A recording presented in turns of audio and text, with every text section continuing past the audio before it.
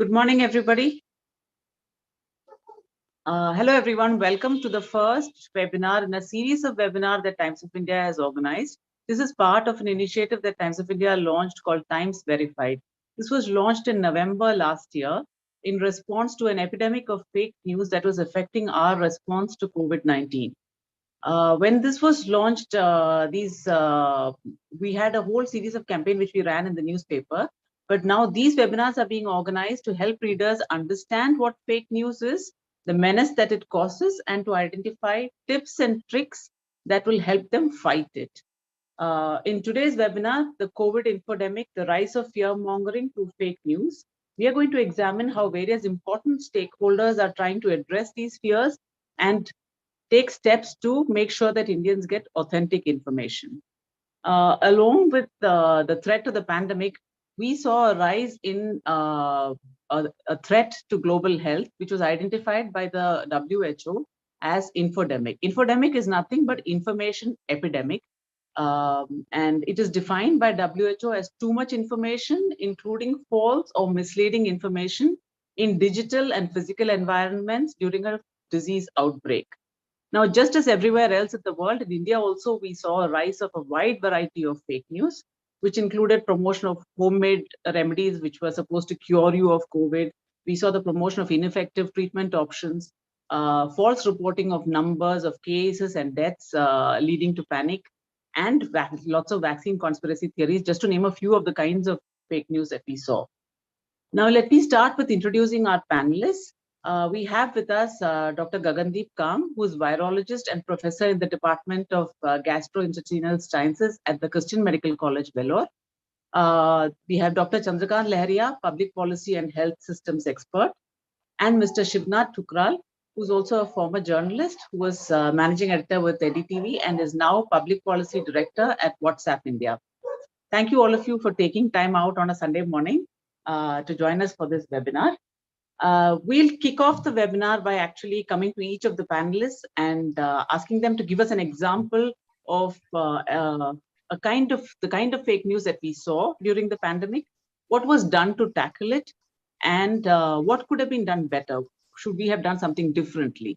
So could we start with you, Dr. Khan?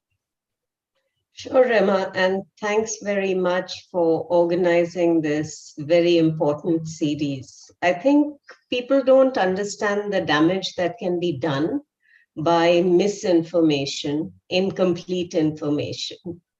I think an example that I would like to give is going back to when vaccines were first licensed and began to be used.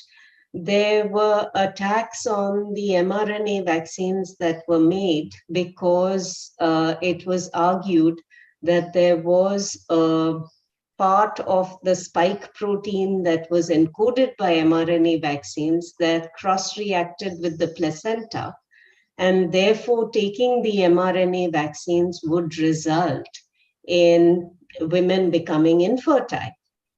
And this was touted as being information that was being provided from very credible sources, people who were working at Pfizer, who had worked in vaccine companies before. And when you actually did a deep dive into what they were claiming were actual facts, one, of course, leaving out the fact that if you were going to have cross-reaction between the spike protein and the placenta, then you should have seen that when people got infected, not just vaccinated. But it turned out that they were basing this on the assumption that about 4 letters of the code for the mRNA vaccines were similar in the spike protein and placental protein. But if you search the 1273 bases that make up the spike protein, actually you find that the spike protein has even closer relationship, not only with the placenta, which is a temporary organ, but with collagen, which makes up all of our connective tissue, with hemoglobin, which is, as everybody knows, in blood. How does a common man do any of these searches that you're saying, Dr. Khan? I mean, that's exactly the point. Over people's head. It sounds so convincing because it comes from a scientist. It has scientific jargon. They claim to back it up with fact. And that's why rapid response and wide dissemination is critically important. You need to be able to have early detection of rumors like this. You need to be able to query the source. You need to be able to do fact checking, and you need to get the correct information out there as quickly as possible. And that requires a great deal of effort in the middle of an emergency. That's why social media, news media are absolutely essential partners in making sure that they not only not disseminate information that is untrue, but also partner with fact checkers in getting the correct information out there. That's not a story that we are hearing as much anymore. And I think part of the reason is that there has been strong defense against that rumor. Okay, okay. I'll come back to that again. One of the things which you talked about, who should be doing the job of actually, debunking these myths. But yeah, but I'll go to Dr. Laria for his example of, what fake news did during COVID. Thanks, Remaji. So for me, the biggest fake news or misinformation and most damaging one also during the pandemic has been that a third wave would come and it would affect children. Now, I think this was a information or this was an interpretation or something stated so repeatedly by sometimes very influential, reliable sources, and it also played to the emotions or sentiments of the parents that it became a gospel truth. People started believing that, okay, third wave would come and it would affect children. While the scientific fact is that there was no evidence even then and even now that any subsequent wave affect children. Now, what happened, because it was something which everybody was apprehensive, including it appeared on the front page of the newspapers, and especially the vernacular media carried it on the front page, and it was on the television. So it amplified. And even if it was true, the damage, like it was not true, of course, it was incorrect. And in India, the data, the sufficient epidemiological data is a big challenge. So in absence of data, there was hardly any possibility for people who wanted to counter or actually fact check this. It was impossible for them to fact check. So it became a biggest misinformation. How it could have been handled, in my opinion, the government sources should have come up immediately, shared the data in the public domain, and stated that we cannot say confidently, but it does not appear that third wave or any subsequent wave would affect children. But many experts have said that the response came little late, but also the response to fake news or misinformation is dependent upon how the system is designed to communicate science in general. So we cannot communicate or counter one fake news all of a sudden, because we need to create a system where trustworthy, reliable, technical experts regularly communicating with the people, answering their queries, having that dialogue with the people. That's what should have happened. So it did a lot of damage. Now we are like almost over the third wave in the country, and we know that that was a misinformation which did a lot of damage. What could you give an example of a specific damage that was caused by this? Well, so one of the major damage because of this third wave would affect children was that while majority of other countries started opening schools, but in India, the school opening was delayed because parents felt that third wave would affect children, and even the political leadership was confused because there were insufficient data to counter the misinformation. Government's response was not very categorical to counter this misinformation, and many of the people who started believing or arguing that third wave may affect children incorrectly, but they were part of some of the COVID-19 expert group at the state level. So they also delayed the school opening. So biggest impact of this misinformation was delaying the school opening. UNICEF and UNESCO on 12th July 2021 said that school should be open, or a school should be first to open, last to close. But because of this misinformation, states were reluctant to reopen the school.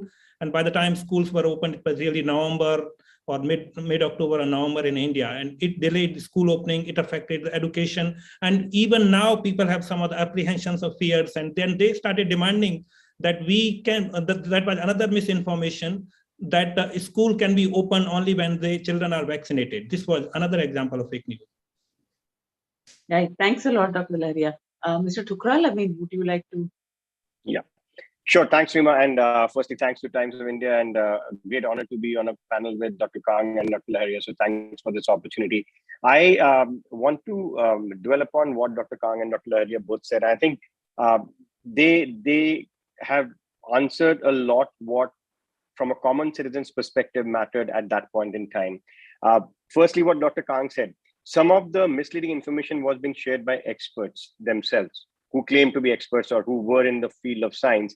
And at that point in time, it becomes very confusing for the citizen. Like Rima, you said, what does it really mean? How do we interpret this? So it wasn't the common citizen. Usually I've seen common citizens are blamed for sharing misinformation, but what do you do when experts are sharing information which is not scientifically verified? Second, Dr. Laharia said that our systems are not designed to ensure that a strong defense of scientific information is disseminated. And maybe because we've never faced such a pandemic before, and neither have we faced such an onslaught of information sources. So what happens for the common citizen? I think what it does is creates the information vacuum. Too much information by experts, which is not convincing or which is not right or scientifically tempered out. And as Dr. Laharia said, and then there is no source of information. What can technology do at this point in time? It becomes very, very critical. I think at WhatsApp, we continue to strongly believe that the simplicity, reliability, and the private nature of the communication was one way we could be a part of this redressal that was going on. And what do we do at that point in time? Or what did we do with the government? People were looking for credible sources of information. And at that point in time, we saw a huge wave of people wanting to reach out to government sources. Dr. Laharia may be right that maybe even within the government, we didn't have enough credible people who were taking the right position. But even then, people were looking at the government. So at WhatsApp, our aim was to partner with government to be the disseminators of that information. Our partnership with MyGov, and then going on to across 15 plus states. And now, believe it or not, WhatsApp is actually used by government to deliver citizen-centric services. So Dr. Laharia, I think a huge step has been taken where we are able to partner with government to create that system design that you talked about, where we can disseminate information which is reliable and people like to believe in. Remember, the other problem which we saw was because of a little bit of panic, the pressure on the health system, where everybody was rushing to every hospital thinking that everything is possible in any medical center. And again, this partnership with the government and MyGov really helped, is because allocation of beds, way to get oxygen cylinders.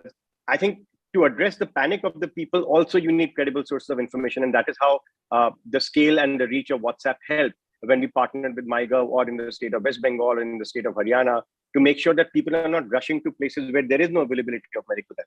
So I think both these examples tell us that if technology is deployed along with credible sources of information, and then we design it in a manner to disseminate information which is credible and reliable, people are hungry for the right information. I think common citizens look at credible sources, and we can play a role in making sure those credible sources are available to them. One last thing I wanted to say is that I think going forward, what happens next? I think one is what we have done to address the misinformation war. The most important thing is what is the learning? And I think the learning here should be how strongly do we defend scientifically verified information, and how fast? I think the need of the hour is not to kind of blame people or the messenger, but to make sure we have enough credible sources of information, because people access information at their fingertips now. If we have that system in terms of the core design, which is the source itself, that would be the next big help to address the problem that we have seen in the past.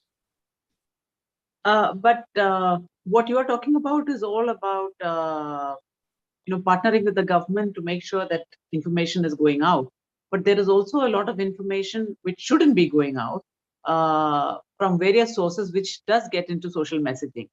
And often the reason why it has greater traction sometimes, because it comes from somebody you trust personally.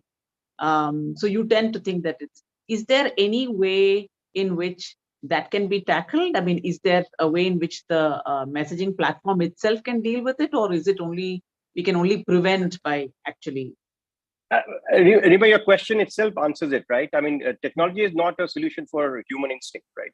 You cannot solve if somebody is relative of yours and is giving you misinformation, how do you blame technology for it? The question is, did you ask the sender, are you sure? Oh, let me help you fact check it. Oh, let me go to a credible source and see what my aunt or my uncle is sending it is true or not. That is how we can believe in it. And at WhatsApp, we believe it is the user which should be empowered, who should be empowered to check that. And you rightly said, I mean, what the platform can do is to help empower users, prevent further spread. And at WhatsApp, we believe there was a genuine problem a while ago, but the fact that we curbed the forwarding of messages or limited the spread of highly forwarded messages and partnered with global organizations like International Fact Checking Network or the WHO to help prevent exactly what you said.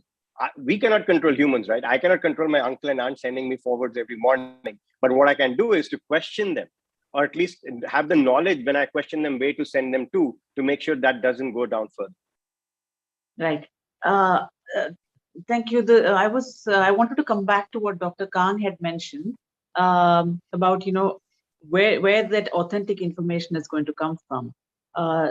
So there's also a difficulty in sources, because as we saw during the pandemic, especially in India, often the sources which are supposed to be credible or supposed to be trusted often were themselves the source of a lot of misinformation. For example, we saw plasma therapy. We had several governments actually actively promoting it, and media too, I mean, playing along by actually giving a lot of publicity to those kind of news, saying that, plasma therapy is very effective, and there was a whole lot of hype around plasma banks being created.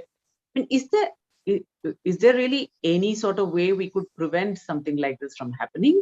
Because after all, it's government, and they are supposed to be the ones who are handing out credible information. But if they are the ones who are actually spreading wrong information, then what happens? Well, maybe I can take that and say it wasn't limited to plasma. It was a lot of other things as well. I was just giving one example. I mean, there could be it was, from a scientific perspective, it was actually incredible and eye-opening to me to understand that, while for our own medical care, right, you wouldn't want a liver transplant done by a neurosurgeon.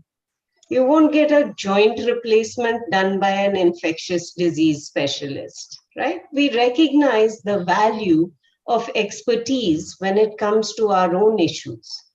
But when it comes to actually thinking about what needs to be policy, and particularly evidence-based policy, what I realized was that very few people in government understand the importance of clinical research, the importance of evidence generation and evidence synthesis. It became frequently that opinion was taken as evidence if it came from a so-called credible source. And here a credible source was somebody who had name recognition, right? So there is a significant problem in India in a lack of understanding of the importance of generating medical data. And part of this comes from our reluctance to participate in research at all. The idea that all Indians are victims, all Indians are guinea pigs, and everybody who wants to do an experiment is necessarily evil. Well, today's treatments, the drugs we have, the vaccines we have, came about because of experimentation, because people participated in research and scientists built up a body of evidence. Now, what should we be doing in a pandemic? We should be getting out there to say, these are the big questions and this is how we need to address them. And we need to do that in partnership with the right kinds of experts, not people that, I know or you know, but really calling on people who have the knowledge and skills to inform how this evidence should be generated. Right, and I think you were actually out there on Twitter facing these questions about, oh yes, you want clinical trial, you want Indian guinea pigs. Would you do the same to your family? And you actually responded saying, yes, my family and including your mother is part of a trial. So, I mean, that brings us to the question that, I mean, is it really new? I mean, fake news and misinformation, is that really new? Because this fear of clinical trial precedes the pandemic. It has been there for a long time. And some of it is valid because we have had some pretty nasty experiences of people being coerced to become part of a clinical trial. And a lot of it is actually based on just fear uh, because of misinformation. Uh, in that sense, I mean, this misinformation not only precedes the pandemic, but clearly it's going to be there even after this, or even when the next pandemic hits. So I guess we would also be looking at trying to frame a response to this sort of misinformation, not just for a pandemic, but also for regular health messaging. Which I wonder if we have a strategy in place. I mean, is there like, because we can't be expecting all scientists to go on Twitter and say, yes, my family is part of the trial, or defend clinical trials in that fashion. So I'm just wondering, as a public health expert, what do you think, Dr. Lahiri? Do we have a strategy in place for public health messaging in general? And do we now have a blueprint of what should be done next time? Because we are saying that there's definitely going to be more pandemics in the future. If that's the case, then do we have a blueprint of how we are going to do it? So I think Dr. Kang has really summarized it well, that the opinion of some of the recognized names were taken as evidence. But I would go a step further, that when governments at various level, union or state level, did not immediately counter those misinformation, did not spoke about those wrong information, they implicitly supported those kind of misinformation. So to me, the biggest learning is that this was highlighted during the pandemic. But what we have learned, that in India, the scientific evidence is not being considered. There is no formal mechanism to use scientific evidence and the clinical research for decision making. It's an opinion of selected individuals which keep influencing policy. And learning from this misinformation pandemic, we need to do something to change it.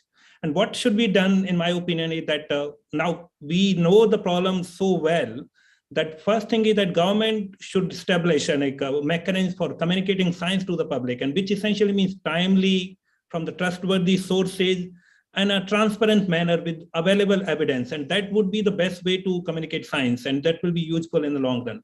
But also, what we need to remember, and citizen, in my opinion, should follow this thing, that while an individual, no matter how big or small that name is, recognized name that person is, it says something, he or she is not that much accountable for something which goes wrong.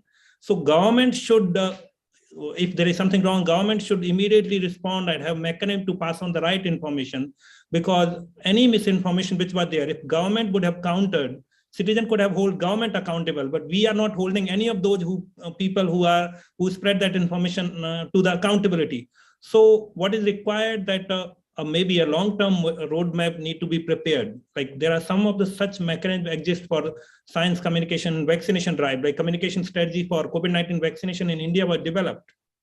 But it has been implemented to a various extent. And in my opinion, in the end, COVID-19 vaccination drive has really streamlined and taken shape, and many of the things have done, but they were not done from the very beginning. And that is the biggest challenge. So now learning from this COVID-19 pandemic and the misinformation is not the only challenge. There in the health sector, there are many challenges. So we should need to derive lessons, develop formal mechanism at the both national and state level, and implement those strategies. I don't have an answer to say that this is what right thing need to be done, but we know the problem statement. There are people who can sit together and develop a strategy and answer, so we can be better prepared for future in terms of COVID-19 pandemic, and when this is over, for any epidemic, any outbreak, or any health challenge or misinformation challenge. Rima, can I come in? I have a point to make, please. if you don't mind. Yes. Yeah, I just want to come in from a different perspective. And of course, I mean, there's no question about the merit of scientific evidence and why we should absolutely rely on that. What I saw, and again, I was influenced more from creating a framework where we could address the kind of problem that Dr. Lahiri is talking about. I think I see an opportunity to collaborate far deeper now, because I don't think anybody was prepared. Forget the information systems of the government. I don't think we as citizens were prepared. I mean, I remember days when people were washing vegetables twice before even starting to cook. There was a lot of, I would say, strange sort of information streams that were coming in, and people were falling for that. And at that time, the give and take from a government perspective was, do we prevent people dying or kind of curb the misinformation, because that kind of misinformation was leading to some very strange behavior amongst people. So I think it was all happening in real time. Having said that, I also did see the right intent. I mean, again, from where I was, I'm not a scientist, but from a public policy perspective, I was seeing the right intent. It's just that the situation was quite overwhelming, number one. And then there was this lack of credible information, including misleading information from so-called experts. So it took a bit of time to decipher that, but I do see what Dr. Kang is saying, that we need more and more medical experts such as your Dr. Kang or Dr. Laharia to come onto the into the conversation and kind of drive policy. And Dr. Laharia is rightly saying that we have, what is the learning out of this is what we should be focusing on, so that every time this happens again, we are not repeating the same mistake. And I think to that effect, I think some of the foundational principles have been sorted. Do we have enough scientific voices on the table? Maybe not. And maybe we should create some sort of an ecosystem where information tools or disseminators, the experts and the government machinery sits and talks together. Hey, let's simulate a situation. What if there is a pandemic 3.0, 4.0? How do we address it then? So I just want to make sure that we have a balance in saying, when things happen in real time, everybody thinks of doing everything. But I completely agree that the accountability eventually is to the people who are in government. And hence, we should make sure that those arms are strengthened as much as we can. I want to go back to what you said, Mr. Tukral, about people washing vegetables and washing their hands and things like that. I think part of something that hit us like this pandemic is that science was evolving. And I think there was that fear initially that fumite transmission is a major way. I mean, contact transfer and transfer from surfaces was a major way in which it was being that the virus was being transmitted. So going by that, yes. So a lot of what people were doing was in response to that part of the pandemic, when that was what science knew or suspected. But then science changed, and they said that it's more airborne and that not so much as surface contamination. But often that change in science doesn't get communicated, or the fear of whatever was communicated first remains. And I think that maybe there is a reason to believe that we need to tell people, or at least maybe public education should be more about the fact that science is not static. It changes, and that you need to accept the fact that this is what we know today, and tomorrow it could change. And if it changes, there's no point in saying the guy who what we knew yesterday, they were all liars, but that they knew that much and now they have moved forward. And I think that complication is something that often we find that the public is unable to deal with, because often we find people saying that that was misleading or deliberately misleading. But often it's not about deliberately misleading. It's just what science knew at that point of time. And as we know more and more, our strategies keep changing. So I'm wondering whether there is a reason to have greater science education for our population in terms of understanding what science is, which is that it's not cast in stone, and that we probably need to tell them that science can change, and it's not about science having lied to you, but just that science evolving. Absolutely, 200%. I mean, I'm with you. I mean, user education, user awareness, or what you call scientific education, in that, without a doubt. The question is, do we do it in a knee-jerk fashion, or do we do it throughout our life cycle, right? Suddenly, you can't expect people who are losing jobs because of the pandemic to say, hey, first down, listen to the science. Because, see, I mean, expecting everything from the citizen was also a little difficult at that point in time, because people were, I mean, as we saw over the course of the pandemic, mental illness became a big issue. People didn't know how to deal with the situation. And at that point in time, if you say, no, first, let me educate you. It's a question of how we build scientific temper. And I'm sure that's a larger debate, which all medical experts do. How do we bring scientific temper into our citizenry in general? I mean, I think that's a much longer term solve, but I completely agree. What was happening was science was evolving, to Dr. Laharia's point, but we were not communicating in time And hence people were holding on to some piece of information, and there was a gestation, and then people kept repeating behavior, and the government said, okay, now which part do I address? The point I'm trying to make is things happen in real time. And if we have created systems where government knows at what point in time to pull which trigger to now send out this information, that is when things can be addressed in a proper manner. Rima, what is also happening in our society is the information vacuum is of different kinds, right? There is a scientific information vacuum, there is a governance information vacuum, then there is this whole vacuum, or rather a bubble created by uncles and aunts sending forwards without even checking. It all boils down to user education, I think. And we should think of user education in multiple fold. I mean, scientific education cannot happen when somebody's 50 or 60, and that could be a longer term. But user education on how to use these tools of technology is very critical, according to me. And for companies like ours, it's a question of the responsibility we bear. We must take the responsibility of making sure that we are at all times available to our users to ensure they know how to deploy the tool, how to ask somebody for a fact check, how to themselves fact check something which they think that is in doubt. I think it's a ecosystem change that is needed, and we all have a role to play in this, according to me. If I can come quickly, Remaji. So the point is that in the times have changed. Like 4 decades ago, around like family planning, there was a strategy called IEC, Information, Education, and Communication. Like this is a 4 or 5 decade old strategy being followed in health sector. And what governments used to do, put a billboard, distribute a pamphlet, or a newspaper advertisement.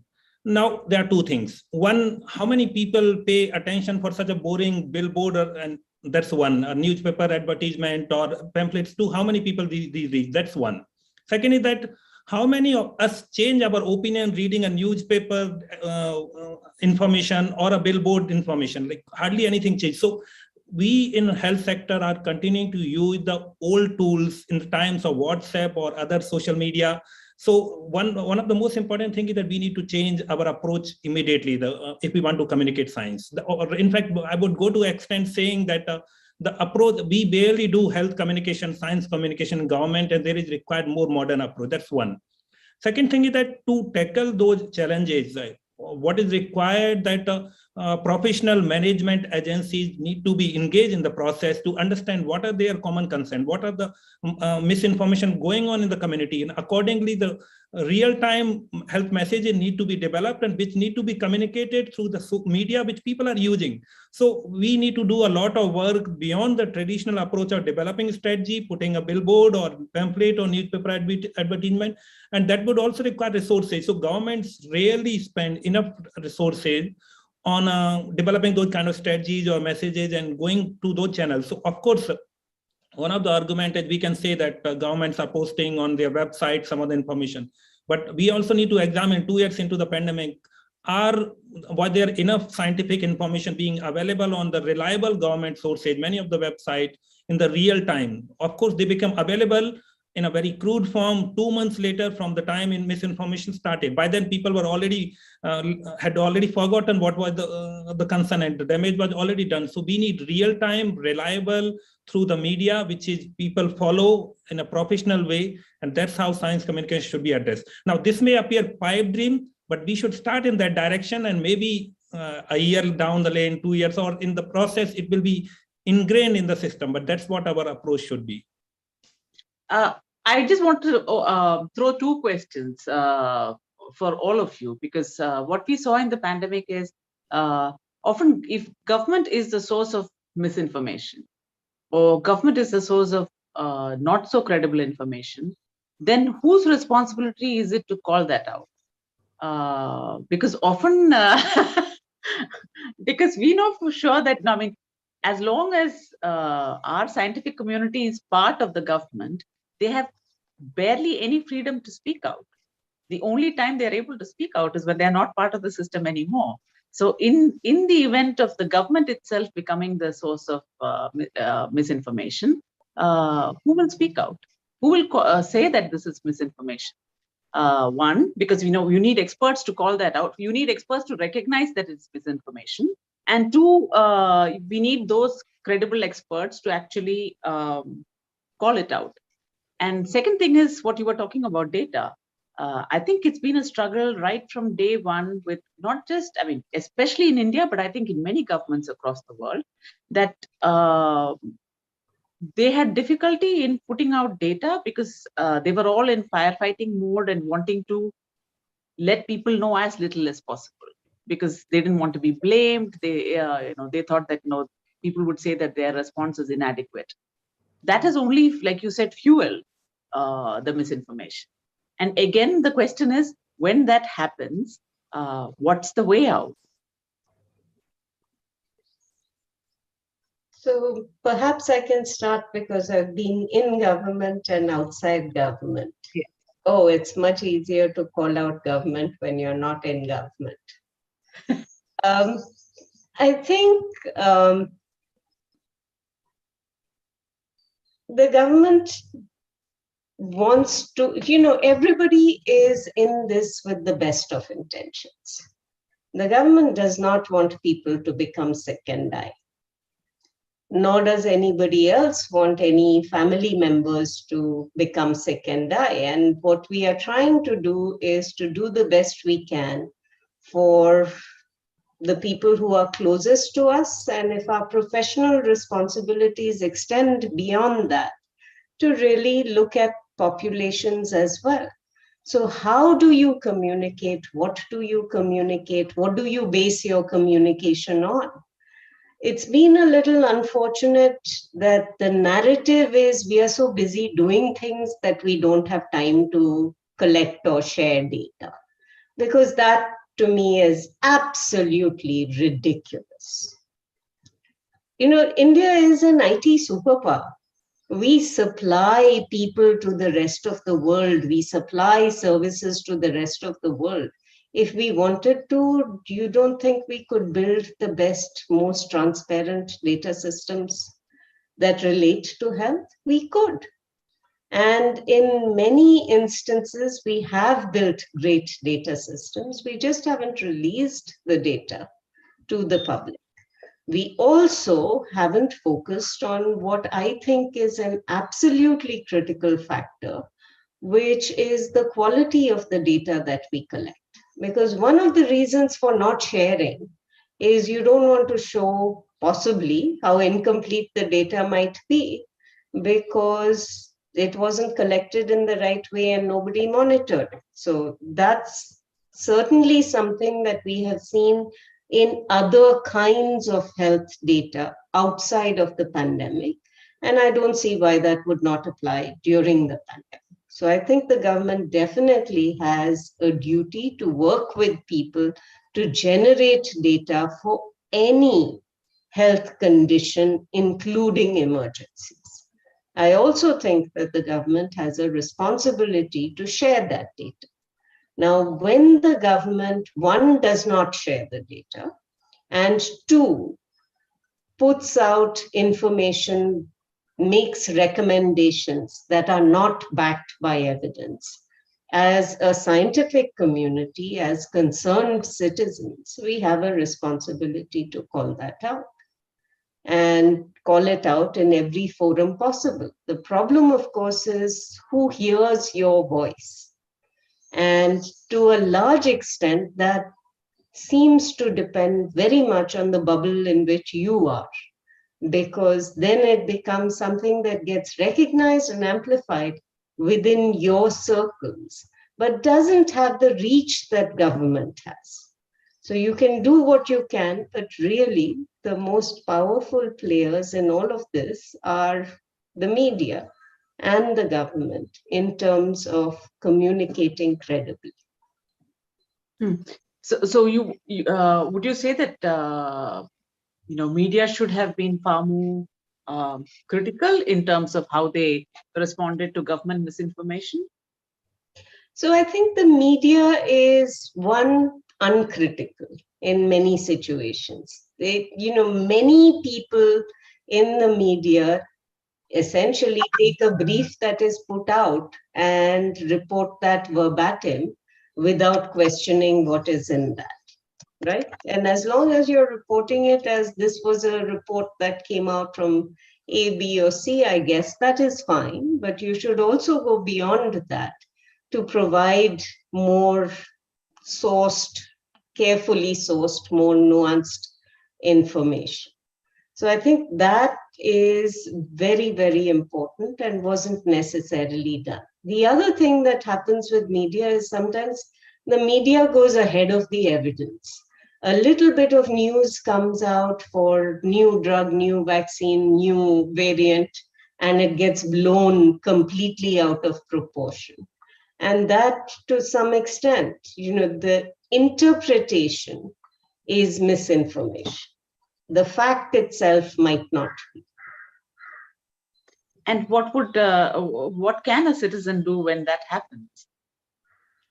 The same steps: look for the source of the information, see whether you trust that information, see whether that information is accurate and timely. When you have a program, when you have a pandemic that is moving this quickly, what is true today may not be what was true 6 months ago. And sometimes you get these messages circulating that are actually out of date. Looking at finding and looking at fact-checking websites is really important. And as Mr. Thukral pointed out, there are now multiple organizations that are doing this and doing this with a great deal of diligence. So find information that you can consistently trust, or information sources that you can consistently trust, and go to them with queries. And Rima, just to add to what Dr. Kang said, first, Dr. Kang, thanks for acknowledging that, and absolutely right. I mean, the way we have partnered with about 10 fact checkers, the fact that we are on a forum like yours, Rima, today, where Times is running a kind of a fact check initiative, it just goes to show that there is hunger in the system for the right source of information. Just to add to what Dr. Kang said, Rima, we feel that technology, and especially technology which is accessed by many people, such as whether it's social media or just specifically to be on WhatsApp, how do we then kind of enable or be the digital ally in making sure those sources of information are reaching to the right sources? People want it fast, people want it now, and people want it like, I want it yesterday kind of a thing. As long as that credible source of information is getting updated, how do we make sure that more than 400 million people are able to pull that? Hence, if you see our partnership with the fact checkers or with IFC, and you can actually go and search for whatever you're getting to see if that is verified from a health source or not. So I think technology is also evolving and people's behavior is evolving, just like the way our partnership, I give you an unrelated example, but DigiLocker going on with MyGov. Using WhatsApp, you may not have a DigiLocker app, but using WhatsApp, you can actually pull your certificates, etc. Because we have enabled DigiLocker to be available on the API. What Dr. Kang said about the health information, we could do the same with health information as well, keeping in mind all the safety and security practices, so that people get their own source of information fact-checked again and again. I'm curious, Mr. Thukral, because Dr. Kang also referred to, outdated messages or messages which have already been shown to be false or misleading. And is there any way that social messaging platforms can actually pull those out forever, or make sure that they can't be passed on, or that when they are passed on, there is that I don't know. I mean, social media sites now have those where they have that thing saying that not verified or already been Absolutely. debunked and things Absolutely. like that. Is it possible to do something like that? And has it been done? Nature of internet is evolving, Rima. There was a time when we never thought anything could be marked as false on the internet. But thanks to the fact-checking ecosystem now on Facebook, etc., if something is fact-checked, you always have an interstitial, right? And the question is, do you make the user aware of some other related articles that they actually get to the credit? The one is to say, this is false. Then what is right? So related information, right? Which is the right source of information. So you can do that in a social messaging platform. You can actually tag things as being false. And it's already, I mean, our fact-checking process works exactly like that. So if you have a false piece of a post, the interstitial actually says this thing has been rated as false by a fact checker. And so, but eventually remember, as social media, we have to collaborate with those who are in the business of fact checking. A company like ours is not in the business of fact checking. We can collaborate. Just like the way we can collaborate with fact checkers, we collaborate with government. We can collaborate with credible medical institutions. And that's where the game is, right? Technology is an enabler. How are we partnering with those credible sources is the critical thing. But the more important thing, Rima, I think, user awareness, user education. I mean, eventually, at the end of the day, if the user is going to fall for something which is known to be 5 years old, either you have to educate them or you have to take the information out. The nature of internet is such, some piece of information, I mean, digital footprint is forever, right? That's how the internet has been built. I mean, and technology will evolve, but the question is, at the end of the day, if my user is aware, there is no replacement for that. And I think at the end of the day, citizens have to be educated, and everybody, all of us have to take the responsibility, just like the way you have by creating this forum. Yeah, yes and no, because I think, I mean, there's also some responsibility in terms of, I think the older posts, for example, it would be hugely helpful if actually the dates were prominent when they are being forwarded. Because like you said, I mean, they seem to live forever and these seem to get circulated forever. And people don't know that this is coming from, say, 2 years back. There's no way of finding out that it's coming from 2 years back or that it's forwarded. But the user can verify it, right? The user can fact check it. I mean, the fact that we have partnerships. So I'm saying, as long as you empower users using technology, there is no replacement for that. The user education responsibilities are to empower them with tools, and which is where the collaboration and the partnerships come in. Okay. I'm just going to take some of the questions which have come in. Some of them, interestingly, are about COVID virulent in China, which is the new variant of COVID, which is present in China, kind of thing. And one is about how fair is the election results. I guess this is not the forum for us to discuss election results, so we'll skip that. But I mean, he's asked that question in the context of how do you get clear and fair information even in an election. So to that extent, yes, it's relevant. But yes, I'm going to ask the question about the new variant of COVID, which is virulent in China at present, to Dr. Kang, of course. Would you want to say anything about it? Well, I don't think that we have a variant that is necessarily more virulent. What we have to recognize is that we are now in the 3rd year of the pandemic. And in the bulk of the world, there has been a great deal of exposure and vaccination that has modified our response to the SARS-CoV-2 infection. In China, the vaccines that have been used are largely inactivated vaccines. So even though China has given out even more vaccines than India has, it's been a different set of vaccines and we are dealing with a virus that they have not previously been exposed to, which we recognize as capable of infecting even vaccinated people. So I think what we are seeing in China is a reflection of their peculiar situation of low levels of prior infection and vaccination with inactivated vaccines that we know don't necessarily provide as much protection. So, as mRNA, you mean? As pretty much any other vaccine. So, we know that for example, the vectored vaccines are doing a pretty good job of protection. And in India, the limited number of studies that we have for Covaxin also seem to indicate that Covaxin is fine. In fact, India's vaccine effectiveness data is an outlier in the rest of the world, but we should talk about that another time. But I don't think the Chinese situation is pointing to a new or more virulent variant. Okay.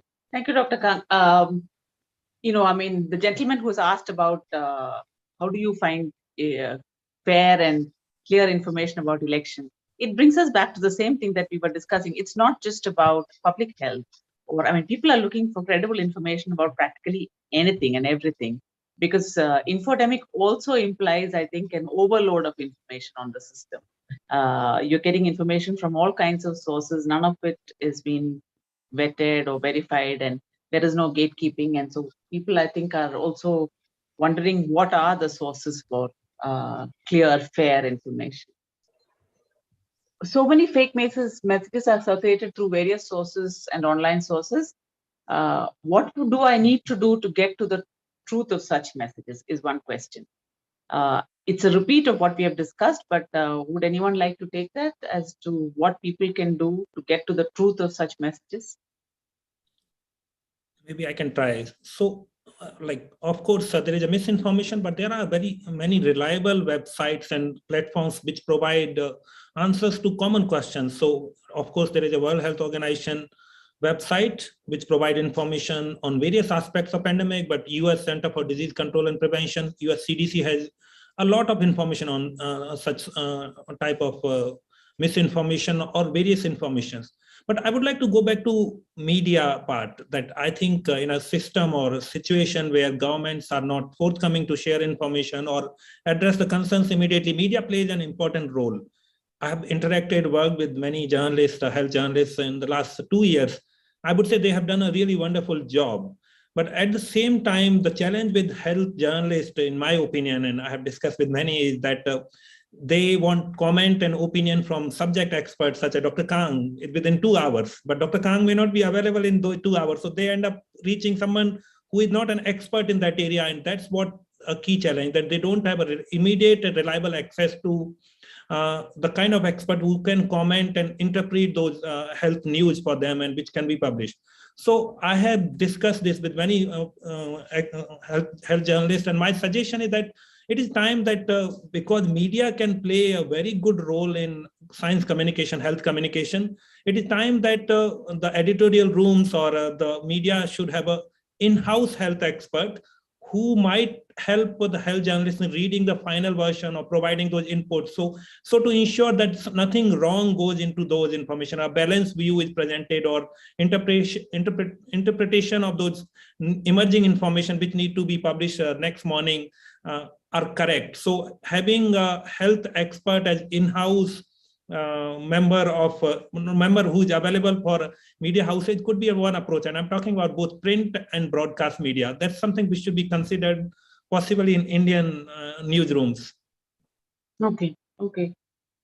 Yeah, I think health reporters would be hugely relieved if we had somebody who would be available like that.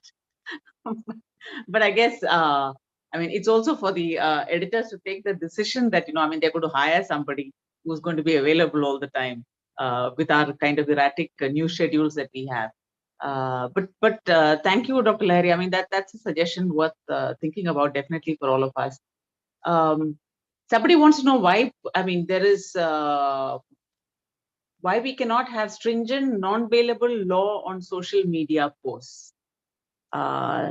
This question also brings us to the issue about, if we are to block people off social media sites, or tag them as, decide to tag certain messages as not true or false and things like that, there is also the fear that, you're going to censor any sort of valid criticism too. And who decides what is valid criticism and who decides what's not? But Rima, that's a question, and I'm sure journalists will not like anybody to answer except for themselves, given the fact that at the core of it all, I think rushing to make laws without kind of recognizing that there is a legal framework where companies are accountable. The question is, are we making every citizen now be tested for questioning any fact? And I think that's a slippery slope, right? You really don't want laws where you curb people's right to question a credible source of information or a fake source of information, because they may have a view. Somebody's opinion should not be seen as trying to counter something. And I think using the law right away may not be the most prudent thing to say, hey, one more law. In India, we are very famous or infamous for creating many laws, right? The question of implementation. But what is more important is, how are we solving it in the positive construct? And I think what I've heard today in the last 1 hour or so between Dr. Lahiri and Dr. Kang is, the right source of information exists. The right tools exist. It's a question of us getting it all together. And I think it's a long haul. It cannot be solved instantly, but I think what the pandemic has taught us is that if you're all open to each other's collaborative sense and kind of coming together and have a working group, what you have created today is a great idea, right? I have nothing to do with science, but I can at least tell you what Dr. Lahiri is saying is the need of the hour. We can be that enabler. all these sites that he mentioned, we are partnering with them for people to get access to these pieces of information. But at the same time, you cannot compromise on the privacy of people. I mean, if a platform is encrypted, such as ours, end-to-end encrypted, you don't want to compromise on the privacy of the people, because they share a lot of information about themselves. So the question is, eventually it boils down to the whole thing is, how are we making ourselves and the citizens and our co-citizens more and more aware of these tools, of these partnerships? Where can I go to check? Yes, there are 10 fact-checking partners. You need to just do one search and you will know who those 10 fact-checking partners are. And that's how you kind of evolve and try to educate. Every time you ask your uncle and saying, hey, did you fact check it? I ask my dad all the time. He loves sharing WhatsApp. But my point is, am I countering? And I'm working in WhatsApp and I have to tell my dad, do not believe it, please fact check it. And it's one of those practices that we have to build into our social ecosystem. I'd actually like to add to what Dr. Laharia said with examples from other countries. So if you look at the UK's Health Security Agency briefings, those are trusted sources of information that everybody around the world uses. And then when it comes to policies of science, if you look at the reports that come out from the National Academy of Sciences in the US and the National Academy of Medicine, those are trusted again by the whole world, because they actually convene experts to be able to thoroughly review a problem and put out a point of view, and they do it in a very timely fashion. India has 3 separate academies of science, as well as a National Academy of Medical Sciences. Where have they been in all of this? Yes. There is also I mean, I hate to bring this up, but then we come to a large ecosystem of people who actually think that, sources like WHO or even CDC, there are conspiracy theories about how they are compromised. Especially, I think WHO has been the target of a lot of attack during this pandemic. Maybe some of it was valid and some of it wasn't. But the point remains that, that leads to greater confusion. I mean, it just adds to this mess. And I don't know if there is any answer to, how do you deal with something like that when your so-called trusted sources also are, being maligned for having vested interests. Well, I think that is a problem across the board. When you look at organizations like Medicine Sans Frontiers or many of the civil society organizations that we have, Big Pharma is always wrong. The Gates Foundation is always part of any conspiracy theory, right? WHO has been compromised by this country or that country. CDC believes in or follows what the American president is telling them to do. All of these always come up, but we have to recognize that you have to first calm down and think sensibly. Without your major drug companies, would you have the scale and reach of drugs that you have? In India so far, we've had Indian vaccine companies, Indian drug companies being reasonably trusted. But then in this last pandemic, you wound up in a situation where doctors are going crazy prescribing 15 medicines for something that needs 1 paracetamol, right? So that didn't happen because the doctors decided to. That happened because Indian drug companies are constantly sending drug reps to increase their sales. So now there's become this suspicion of the entire medical system. So who ultimately do you wind up trusting? I think most of us are sensible, and if we don't react immediately, we can think about what the situation is and think about what's true and what's not. Bill Gates may not give away, I don't know how many ever $1 billion for, he may be directing things, but he doesn't not necessarily put microchips into vaccines so that everybody around the world can be tracked by Microsoft. So countering Yeah, I think misinformation, we have building the whole trust. gamut. I think the microchip being put into people, to the other end, which is the fact that, I mean, he has stopped the sharing of IP, which to some extent is true, that he was guiding the IP policy of Oxford University. So you have that, which has some element of truth, and then you have this about putting chips into people, which could, which is, I don't know who's going to believe that. Oh, somebody wants to know, do we really need a third dose, Dr. Kang? If you haven't been infected and you've received 2 doses of vaccine, you probably at some point need the third dose. But there aren't that many people in India who have not been infected and have not received 2 doses of vaccine. The problem, of course, is that most people who've had an infection don't know that they've been infected. Right. Yeah. That takes care of the other question, which is I had COVID positivity for one day. I don't know how they realized it was only for one day, but is it necessary to take a booster after that? No, you don't need a booster. Yeah. And well, I guess unless you're over 60 or immunocompromised. Yes. Do we need a Fauci for India, a national spokesperson, like a chief medical advisor to the president? Can there be such a person in India too?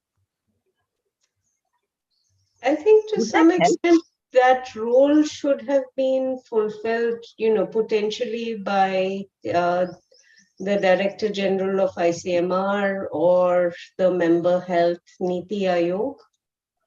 Could have fulfilled that role, and I'm sure they have plenty of experts that they could have called on to advise them of the statements that needed to be made.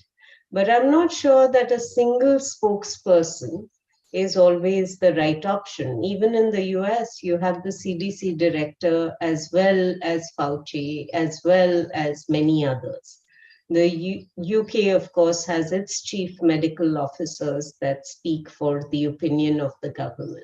So there are many options.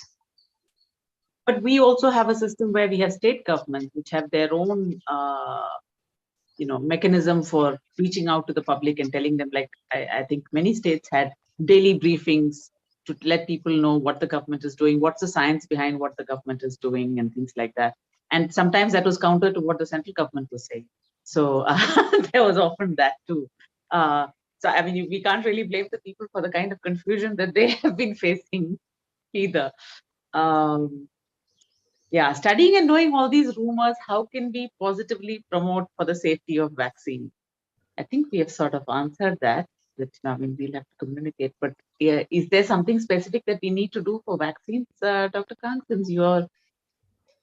I think for vaccine safety communications, the most important thing is to actually have data. And when you put up data that seems incredible, not credible, that becomes a bit of an issue.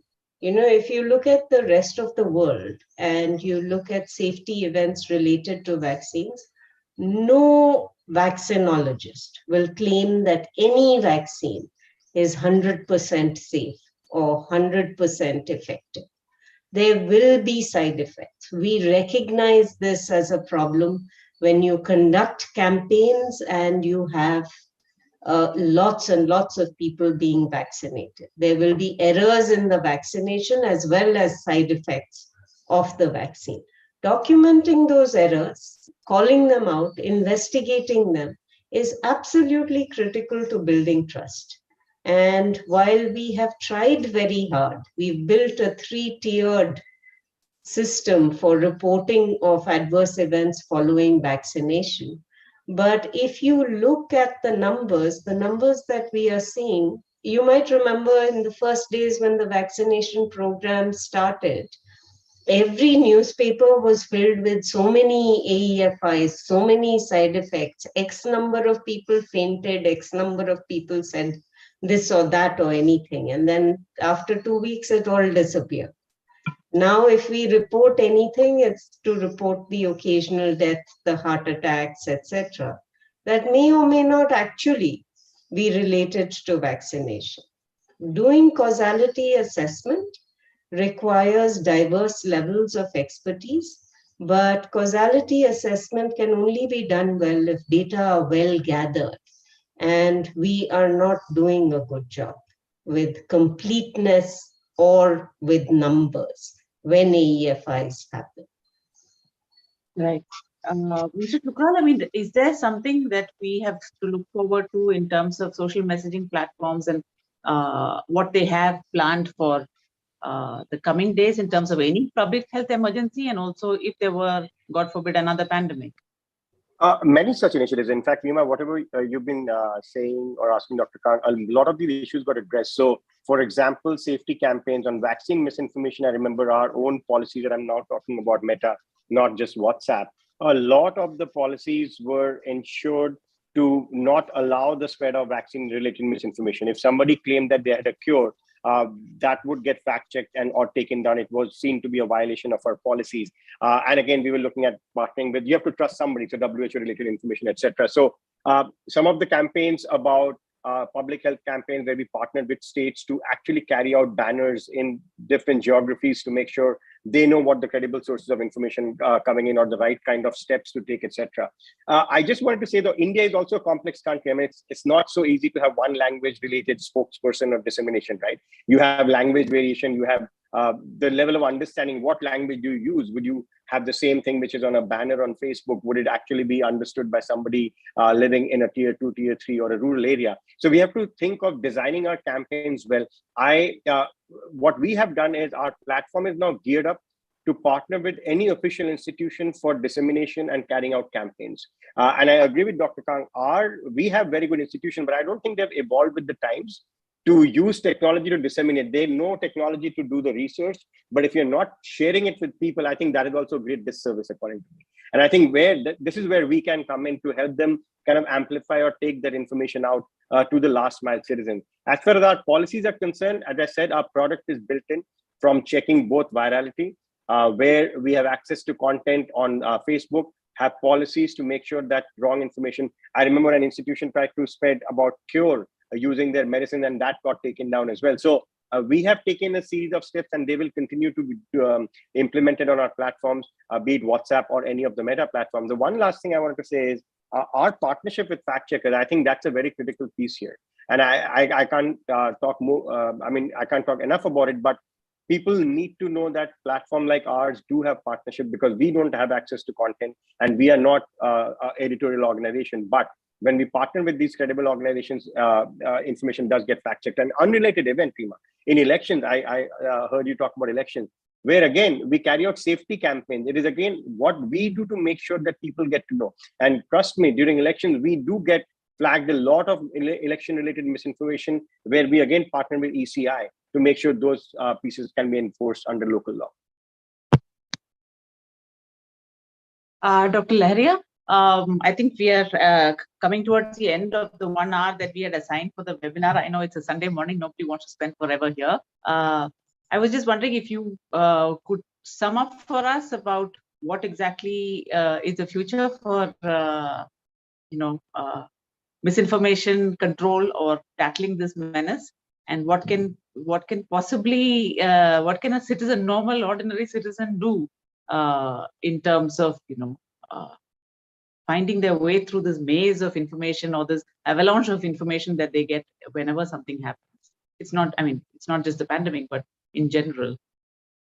Yeah, thanks. So summing up is a challenging task, but let me try. So first thing is that this pandemic has clearly highlighted the challenge which misinformation or fake news can pose for the health sector, and we definitely need to learn from it.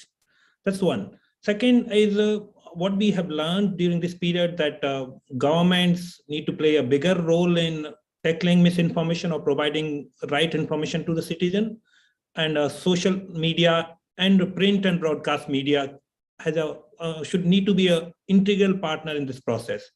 Third is that we need to use new age technology, new approaches, tools to tackle this this menace, so to say. And we should not forget this once pandemic is over. We should continue to use science communication from the reliable, trustworthy sources in a timely manner. what appears, and if we look from the start of the pandemic and till now, that the quantum or amount of misinformation which was there was really huge. We have succeeded in countering a lot, if not everything, and that is an important lesson that this is possible. So we as a society, we as stakeholder, be it government, media, subject expert, or any other or citizen, need to work together, have that kind of dialogue. Because to me, the dialogue is important. Things would change over a period of time, but they would change over a period of time from the day dialogue on that topic would start. So we are having that kind of discourse, that what can be done. This discourse should not end with the end of pandemic. This discourse should amplify or continue in the period ahead. And we can definitely, we are like as a society, as a country, there are many intelligent people. We can work together to find solution to the challenges. Misinformation would remain, or like we can never weed it out, but definitely we can minimize its impact, and that's possible with the dialogue. So my one single summing up is, start the dialogue, we will find a solution. Thank you. Right. Thank you so much, everybody. Thanks a lot for taking time out to take part in the webinar. I hope it was useful for the people who are watching.